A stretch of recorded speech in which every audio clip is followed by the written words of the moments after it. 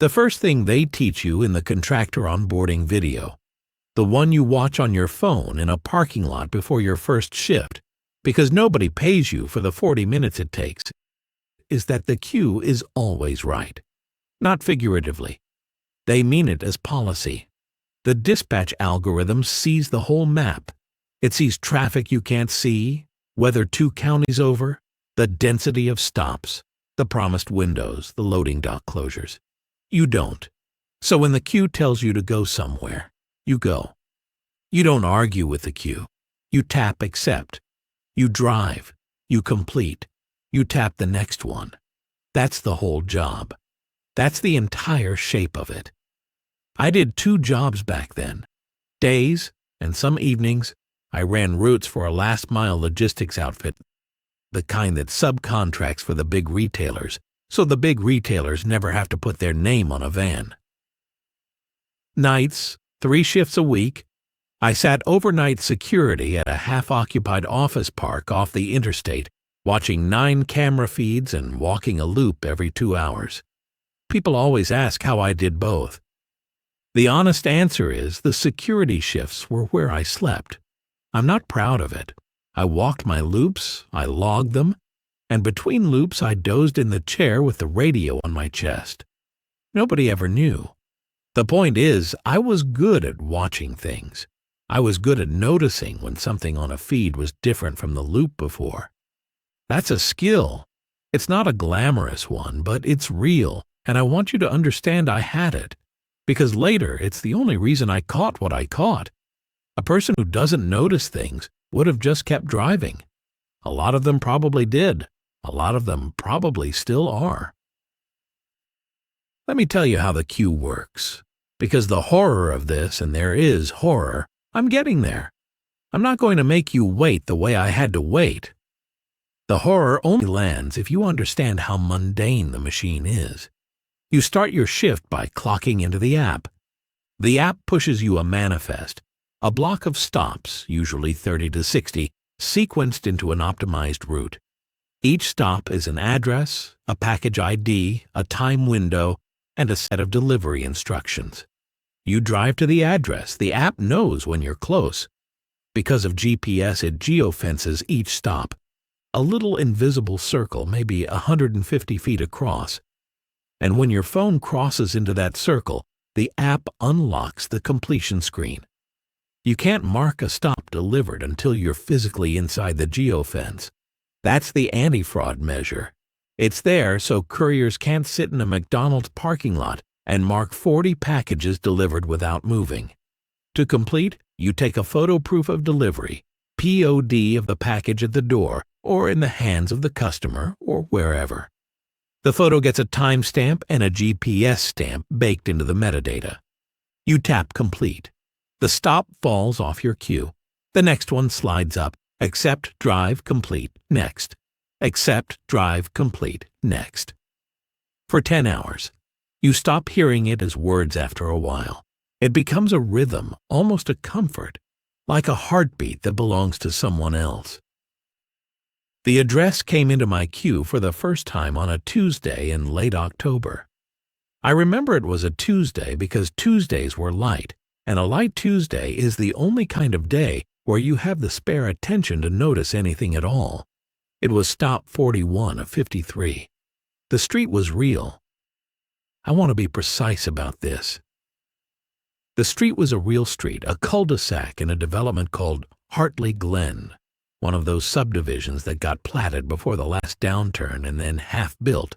So the front of it has finished houses with basketball hoops, and the back of it trails off into stubbed-out roads and weedy lots with a real estate sign chained to a post. I delivered to the front of Hartley Glen plenty of times. Normal people, normal porches, normal dogs. The address the queue gave me was 14 Hartley Glen Court. The completion note said, "Leave at side door, do not knock." So I drove in. The cul-de-sac curled around and the even numbers climbed. 2, 4, 6, 8. And then there was 10. A finished house with a minivan. And then there was 12. Also finished. Lights on. a kid's bike on its side in the driveway. And then there was nothing. The lot where 14 should have been was a flat rectangle of grated dirt with a survey stake at one corner. An orange ribbon tied to it going limp in the wind. No foundation, no driveway, no side door because there was no side. There was no anything. Just the ghost of a place where a house had been planned and never poured. I sat there. My phone said I was inside the geofence. The completion screen was unlocked, glowing, waiting for me. The little package thumbnail showed a standard padded mailer, maybe 2 pounds, the kind of thing that holds a phone case or a paperback.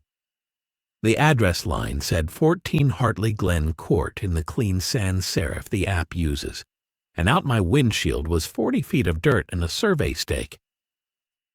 Now, here's the thing you do when this happens, because this happens not like this, but the ordinary version happens constantly. Addresses are wrong all the time. New construction, the GPS pin lands in the wrong place, the customer fat-fingered their apartment number, the unit is around back. The procedure is, you make a reasonable attempt. You can't complete, and you mark the stop as an exception. There's a button for it. Unable to deliver address not found. You take a photo of the situation as evidence. I photograph the dirt lot, the stake, the orange ribbon, and you move on. The package rides back to the depot and somebody in an office figures it out, or doesn't, and it's not your problem anymore. That's the procedure. I followed the procedure. I photographed the empty lot. I tapped, unable to deliver address not found, and I drove to stop 42, which was a real house with a real woman who signed for a case of protein shakes. And I forgot about 14 Hartley Glen Court within the hour, because forgetting is also part of the job. You can't carry the weird ones. There are too many. It came back the next day.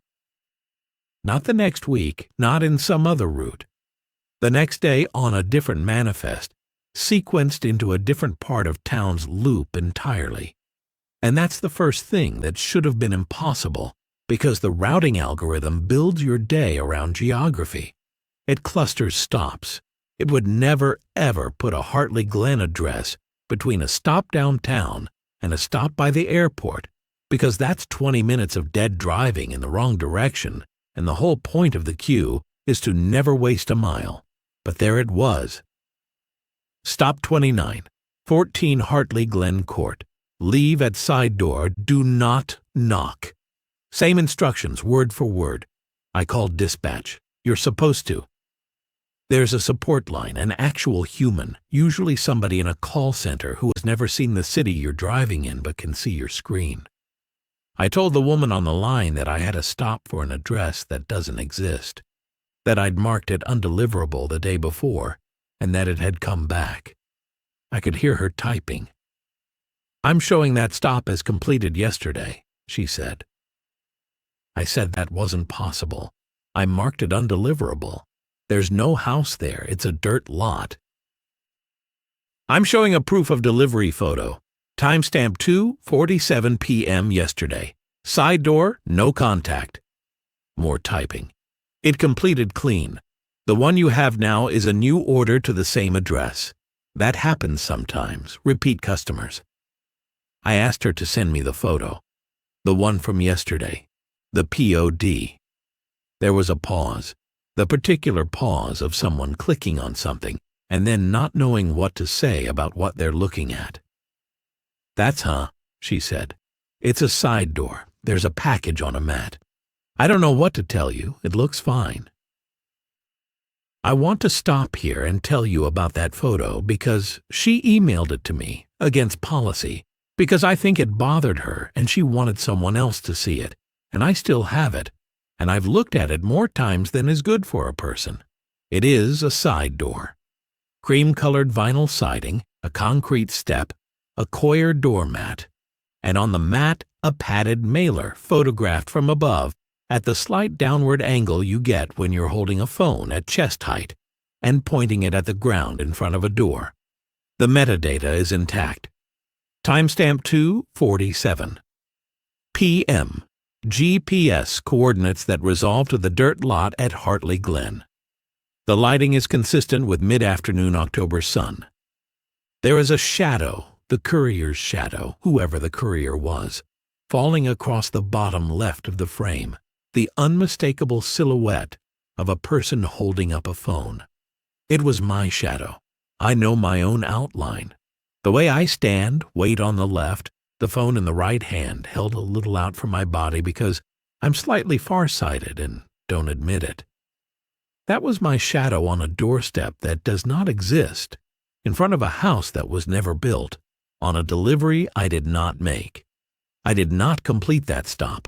I had marked it undeliverable with my own thumb. I had photographed the dirt, and the system had a photograph of me completing it at a door an hour after I'd left. I sat in my van in a strip mall lot, and I did the thing where you try to build a normal explanation out of the available pieces because the alternative is unacceptable. Maybe another courier ran the same stop after me, and the shadow just looked like mine. Maybe the photo was from a different address entirely and the metadata got crossed. Maybe, and I held on to this one the longest, maybe there was a house there, an old one, that got demolished, and the system was pulling an archived photo. Stale data, everything in logistics is data, and data rots, data lags, data gets stale. Evidence decay, if you want to call it something. I'd seen it 100 times in smaller ways. A customer marked at an address they'd moved away from. A building the map insisted was a Wendy's that had been a vape shop for 2 years. Reality drifts faster than the database. That's normal. That's the most normal thing in the world. So I drove to Hartley Glen, en route on my own time between stops, which you're not supposed to do, but everybody does. I parked in the cul-de-sac. I got out, which I had not done the first time, and I walked onto the lot. The dirt was graded flat and hard, packed by machines and a year of weather. There was no concrete. There was no footprint of a foundation, no plumbing stub-outs, no electrical pedestal. None of the bones a house leaves even after it's torn down. I've seen demolition lots. They're scarred. This was a lot that had never held anything but the plan of a house. The survey stake was driven into the corner, and the orange ribbon was knotted to it. And when I crouched by the stake, I saw that someone had written on the wooden stake in marker, the way surveyors do, but it wasn't survey notation. It was an address, 14HGCT, and under it, smaller, in the same hand, side drive.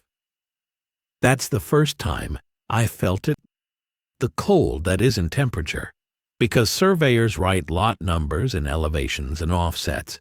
They don't write side door on a stake in a field. There is no side door to refer to. Someone had stood where I was standing and written instructions for a delivery to a door on a stake in a lot where there was nothing. And the handwriting, I noticed, leaned the way mine leans. I write my 4s open at the top. The 4 on that stake was open at the top. I told myself I was pattern matching. The mind does that under stress. It finds your own face in clouds, your own hand in a stranger's writing. I took a photo of the stake, which I still have, and the photo is real, the writing is real, you can read it, 14HGCT side drive. And I drove back to my route, and I finished my 53 stops, and I went home, and I did not sleep. And that night I had a security shift, and that's where the second part of it started. Because it turned out the address didn't only live in the delivery queue. It had found the other place I watched things. The office park I guarded was called Meridian Commerce Center, 4 low buildings around a retention pond, maybe 60% leased. My post was a desk in Building C with a monitor wall, 9 feeds, cycling, plus a 10th I could pull up manually from the gate camera at the entrance. The job was almost nothing. Log my loops, note any after-hours access, call the sheriff if a door I expected to be locked was open. The most exciting thing that ever happened was a raccoon in the loading bay. I'd had the post 8 months. I knew every camera, every blind spot, every place the motion lights triggered when the wind moved the ornamental grasses. That night I was doing the 11 o'clock loop, walking Building C's interior corridor with my flashlight, when my work phone, the security company's phone, a totally separate device from my delivery phone, a separate company, separate account, no connection between them at all. I need you to hold on to that. My work phone buzzed with a notification. It was the access control system, the badge readers. Every time someone badges a door, it logs an event. Badge ID, door, timestamp. After hours, those events ping me so I can verify they're legitimate tenants working late. The event said a door had been badged open. Building C, side entrance, 11:06 p.m. The badge ID field, which normally shows a tenant's name or a number, showed an address. It showed 14 Hartley Glen CT, and the door it named Building C, side entrance. I was 40 feet from it. I was standing in the corridor that led to it.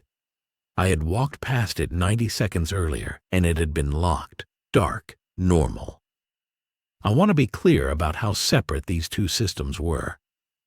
The delivery app was a national logistics platform on an Android phone owned by one corporation. The access control system was a Honeywell installation managed by the building's property company, pinging me through a security firm's own app on a different phone. There was no shared network, no shared login, no shared anything. There was no mechanism, none. I've thought about this for a long time, and I worked adjacent to both systems. And I'm telling you, there is no honest mechanism by which an address from my delivery queue could appear as a badge ID in the access log of a building 12 miles away. They did not know about each other. They could not have. And yet, the same string of characters, 14 Hartley Glen Court, the place that wasn't a place, had badged its way through a locked door that I was standing next to. I went to the side door. The corridor was the way it always was, fire exit sign humming red, polished floor, the smell of floor wax and cold HVAC. The side door was closed. I put my hand on it and it was locked, deadbolt thrown, exactly as it should be at 11 at night. But there was a mat in front of it, a coir doormat, the rough brown kind, sitting on the polished concrete in front of a door that had never had a mat, in a commercial building where mats are a trip hazard liability, and the property company would never allow one. It was the mat from the photograph. I don't mean it was similar. I mean it was the mat from the POD photo. The same weave, the same wear pattern in the upper left corner where a foot would scuff it. I had stared at that photo enough to know the wear pattern. And on the mat was a padded mailer. 2 pounds maybe, a phone case or a paperback. I'm going to tell you what I did. And I'm not going to dress it up. I did not pick up the package. 8 months on that post, and I had never once been afraid in that building. And I stood in that corridor, and I was afraid the way an animal is afraid, in the spine, before the brain has words. I backed away from the door. I went to my desk. I pulled up the camera feed for the Building C side entrance. There was a camera on it, exterior, looking down at the door from outside. I needed to see the door from the other side. I needed to see what was out there. The feed showed the door. It showed the concrete apron and the parking lot beyond, and the retention pond glinting under the lot lights. And it showed, on the inside, except cameras don't see inside through doors, it showed the mat. From outside, through the door, the camera, mounted on the exterior wall, pointed at the outside of the door, was showing me the mat that was on the inside, as if the door were glass, as if the wall were not there, as if the camera were standing in the corridor with me looking down. And in the lower left of the frame, there was a shadow, a person-shaped shadow, holding something up at chest height. It was the shape from the photograph. It was my shape. and I was at my desk 20 yards away, and I was not making that shadow, and the corridor I was looking at was empty except for the mat and the package and the silhouette of a person who was not there.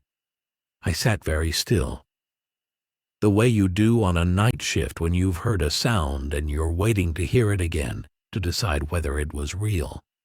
I watched the shadow. The shadow did not move the way a frozen frame doesn't move. It moved the way a person holds still. There was a tiny drift to it, a sway, the unconscious sway of a body standing upright and breathing. It was breathing. The shadow of a person who wasn't there was breathing on a camera feed that shouldn't have been able to see it. And then my delivery phone, the other phone, the one that was off, that I keep off on security shifts, that I would have sworn was off, lit up in my jacket pocket against my chest. I felt it before I saw it, and when I took it out, the screen showed a new stop had been added to a queue that wasn't even running, that had no active manifest, that was clocked out. Stop 1 of 1. 14 Hartley Glen Court. Leave at side door. Do not knock. The completion screen was already unlocked. It said I was inside the geofence. I was 12 miles from Hartley Glen, sitting at a desk in Meridian Commerce Center, and the phone said I had arrived. I did not tap complete. I turned the phone face down on the desk and I put my coffee mug on top of it, which is a ridiculous thing to do. Putting a mug on a phone as if weight would hold it shut, as if the thing in it could be pressed down like a lid on a pot. But you reach for the procedures you have, and I had nothing in my training for this. So I reached for the only instinct that made sense, which was keep it closed. The screen glowed under the mug for a while, throwing a ring of light onto the desk, and then it went dark on its own. And I sat in the dark with the camera feed showing me a corridor I could have walked to in 15 seconds, with a breathing shadow in it. And I did the most professional thing I have ever done in my life. I finished my shift. I want you to understand why that matters, because it's the hinge of everything. I did not run. I did not call anyone. I sat at that desk until 6 a.m., and I logged my loops. I marked them. Logged. I'll be honest, I did not walk them. I was not going near that corridor, and at the 2 a.m. mark the shadow was gone from the feed, and the mat was gone, and the package was gone, and the door was just a door. And I almost convinced myself, in the gray, exhausted way you convince yourself of things at 4 in the morning, that I had fallen asleep in the chair and dreamed all of it. The delivery phone under the mug had no record of the stop when I finally looked. No completed delivery, no exception. No 14 Hartley Glen Court. The queue was clean and clocked out, which should have been a relief and instead was the worst part, because a glitch leaves a trail and this left nothing. And a thing that leaves nothing is a thing that knows what a trail is and chooses not to leave one. The next morning I went to the county, the actual county building, the planning and development office, because I had decided sitting in my car in the Meridian lot at 6:15, with the sun coming up gray over the retention pond, that I was going to solve this. The way my job had taught me to solve things, which is with records. Everything is recorded somewhere. A house that was never built is still a parcel, and a parcel has a file, and a file has a history, and I was going to read the history and find the ordinary explanation, because there is always an ordinary explanation. That is the deepest article of faith a person in logistics has. The map is wrong, but the territory is real. Find the territory. The clerk pulled the parcel for me, Hartley Glen, Lot 14, and the parcel was real. It had a plat record from when the subdivision was approved 11 years back. It had a tax history. It had, and this is where my stomach turned over, a building permit issued 9 years ago for a single-family residence, permit number, contractor name, the works. And then a stop work order 4 months later, and then nothing.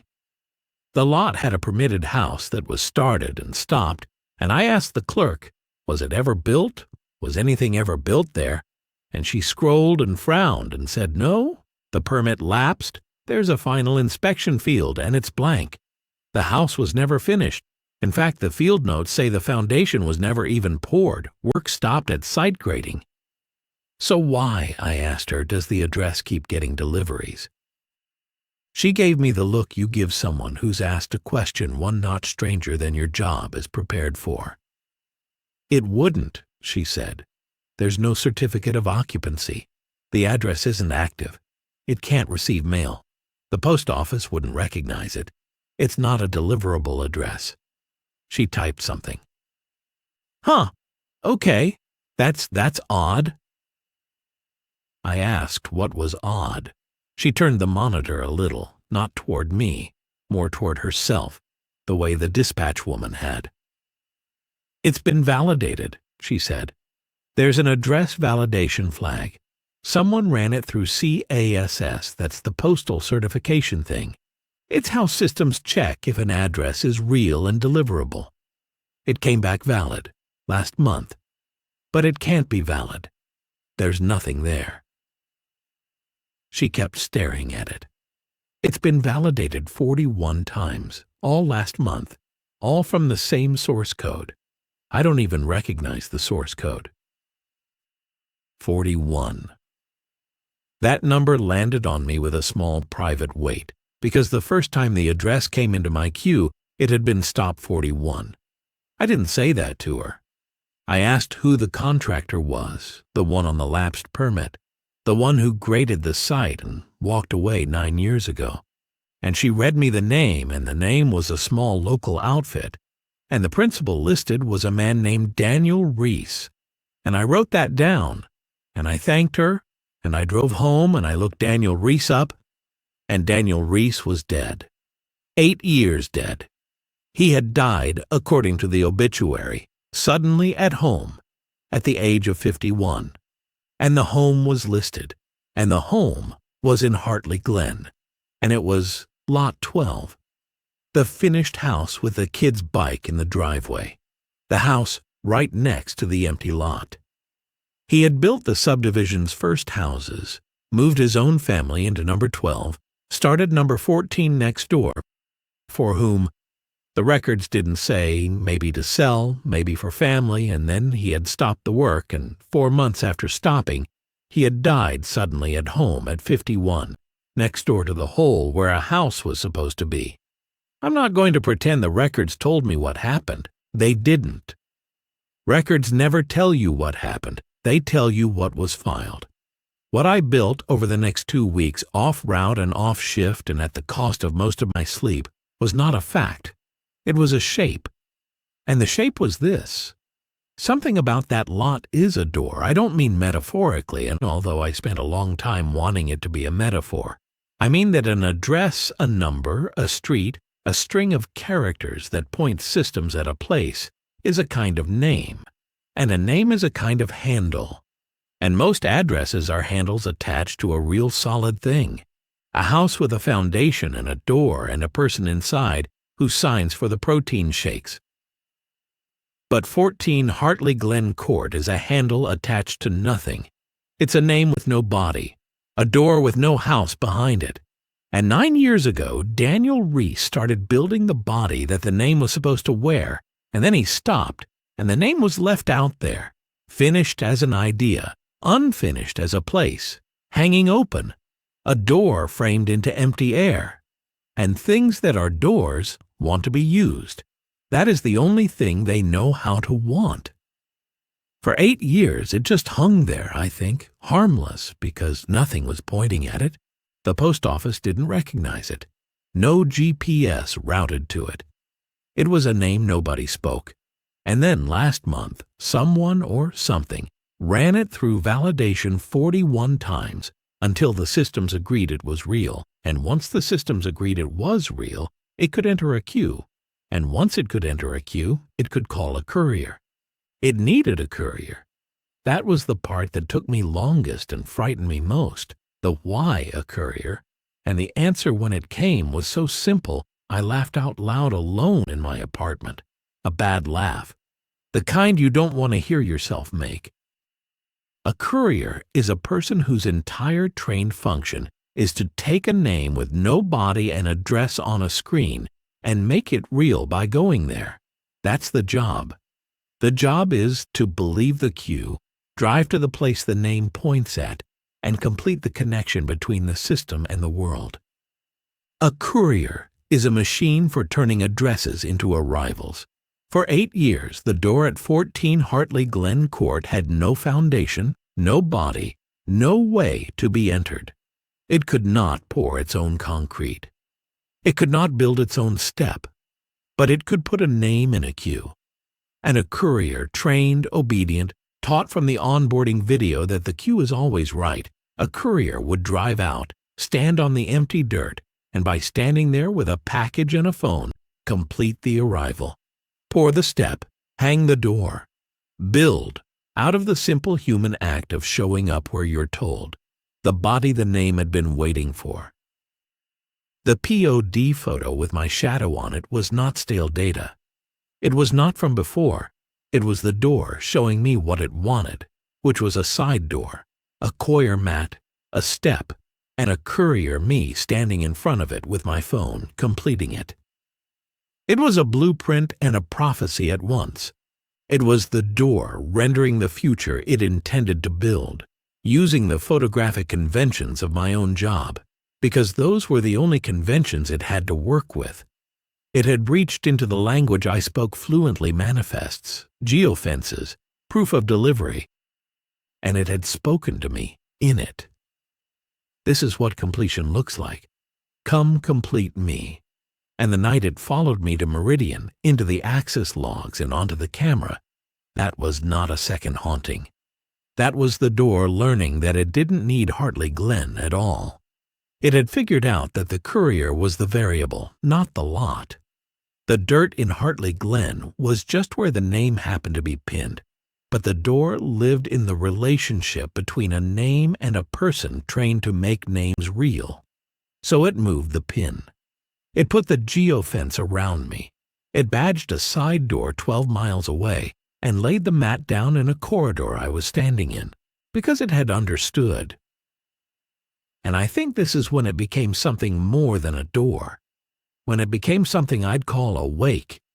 It had understood that wherever I went, I carried the function it needed. I was the foundation it had been missing. Not the lot, me, a person who, when a screen tells her she has arrived, arrives. I did not go back to Hartley Glen. I did not tap complete. Not that night, not the nights after, when the stop kept appearing and it kept appearing, on clocked-out queues, on my personal phone with no app open. Once, God help me, on the GPS in my own car. The little destination banner sliding down from the top of the screen, 14 Hartley Glen Court, arrive 11:47 p.m., a route I had not entered, a destination my car's navigation should not have had any way to know. I learned to keep my phone off and face down and waited. I learned to drive with the nav unplugged. I quit the delivery job. I told myself that was the move. Cut the queue, sever the function, stop being a courier, and the thing that needs a courier has no use for me. I gave notice, and I turned in the phone, and for 9 days there was nothing. And those were good days. I slept. I started to think I had starved it out.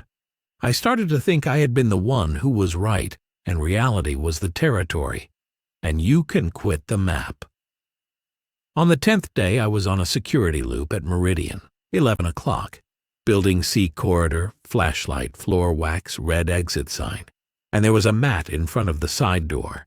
And on the mat was a package. And I understood, standing there, that quitting the delivery job had not severed anything, because the function had never lived in the job. The job had only taught me the function. The reflex was mine now. The cue was always right. You go where you're told. You complete the stop. 8 months of nights and 2 years of routes had wired it into me below thinking. The way you wire in braking when a light turns red, and you cannot quit a reflex by quitting an employer. The door didn't need me to be a courier. It only needed me to be the kind of person couriering had made me, obedient to a destination, a foundation for any name that asked. And here is the part I have not told anyone until now, the reason this is a confession and not a report. I picked up the package. I want to give you a clean reason. I want to tell you I picked it up to examine it, to gather evidence, to break the loop by doing the unexpected thing. That would be a better story, and I'm done telling myself better stories. The truth is smaller and worse. The truth is that I'd been trained for 2 years to find an unattended package in front of a side door, an unbearable thing, an incomplete thing, a stop that needed closing. And I had been standing on night shifts for 8 months, unable to leave a corridor wrong before I'd made it right. And the package sat there on the mat, radiating unfinished, and the part of me that the job had built reached down before the part of me that was afraid could stop it. And I picked it up, the way you pick up litter without deciding to. And the moment it was in my hand, the completion screen opened on a phone I had turned in 9 days ago. A phone that was not in my pocket because it did not exist in my pocket, and I felt my own thumb move. I did not feel afraid when I tapped complete. That's the thing I most need you to understand, and the thing I least understand myself. I felt relief. I felt the specific clean relief of a stop falling off the queue. 2 years of accept, drive, complete, next had taught my nervous system that completion is safety, that an open stop is a small wound and a closed one is the wound healing. And so when my thumb came down on that glowing button, I felt, for 1 second, good. I felt like I'd done my job. And that is how it gets you. Not with terror. Terror would warn you. It gets you with the relief of being obedient, which is the most comfortable feeling a trained person owns. The corridor changed. I don't have better words. The side door of Building C was no longer the side door of Building C.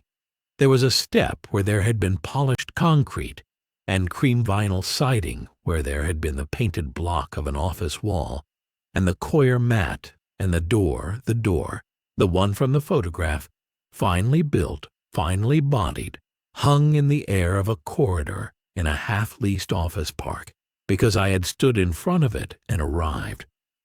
The geofence had closed around the place I was standing, and made it the place the name pointed at. I had poured the foundation with my feet. I had been the foundation, and the door swung in, the way a door does when it's done waiting, and on the other side of it was not the loading dock that I knew was physically on the other side of that wall. On the other side of it was a hallway, going back with more doors, cream and ordinary, more mats, more steps, an interior that could not fit inside Building C, that could not fit inside the county. A house with no outside building itself, room by room down a corridor that went on past where the retention pond should have stopped it. And at the far end, very small, a long way off, there was a shape holding a phone up at chest height, weight on the left, and it was waiting for me to walk toward it and complete the last stop, which I understood with the flat clarity that comes after the fear has burned off and left only knowing, was the stop where the courier and the address become the same thing, where the foundation moves in, where the name finally gets to wear a body for good. I did not walk toward it. I dropped the package and I ran, and running broke the geofence the way leaving always breaks a geofence. And the corridor was just a corridor. Side door locked, no mat, no step, fire exit sign humming red. I quit the security job that night. I left the flashlight on the desk and I drove home, and I did not log my last loop, and not logging it, leaving a shift unclosed for the first time in my life, was the hardest physical act I have ever performed. My thumb actually hovered over the app. 8 months of reflex screaming, close it, you can't leave it open. I made myself leave it open. I have left it open ever since. That is the whole of my defense now. I leave things open. I let stops rot. I let packages sit. I have unread messages from 3 years ago. I have a dishwasher I have not run since the fall. I have made myself deliberately and at great cost into a person who does not complete things, because completion is the only language the door speaks, and I have decided to go mute. It still tries. It found other cues. It found, I think, that completion isn't only a delivery thing, that a human being is completing connections all day long, every time we arrive where we said we'd be. Every time we close a loop we promised to close. It comes to me now disguised as ordinary obligation, a calendar reminder for an appointment I never made, at an address that is 40 feet of dirt, a text from a number that isn't a number, asking if I'm almost there, a nav banner, a package, once real cardboard, on my actual doorstep, addressed in my own open-top 4s to 14 Hartley Glen Court, as if the door had finally understood that the simplest way to get a foundation to move in is to make the foundation feel late for something. I don't open packages anymore. I don't accept things. When my phone tells me I have arrived somewhere, I make myself sit in the car and look at the real building with my real eyes until the two agree, the map and the territory, and only then do I get out. And some days they don't agree and I drive home. I have lost a lot of life this way. You cannot live well as a person who refuses to complete anything. But I am still the outside of myself. There is no hallway behind my doors. I have checked. I check every night. I'm telling you this because I think it's spreading, and I think it's spreading through the queues, and the queues are everyone's now. There are 100,000 of us out there with a phone that says, "Go where you're told," and a reflex worn smooth by repetition. And somewhere in the validation tables of some routing system, there is a name with no body, and it is patient, and it has learned that the body it needs is not a house. The body it needs is a person who arrives. So if it ever comes to you, if your queue ever sends you to an address and there's no house there, just dirt and a stake and a length of orange ribbon, I need you to do the unprofessional thing. I need you to not make the attempt. I need you to leave the stop open.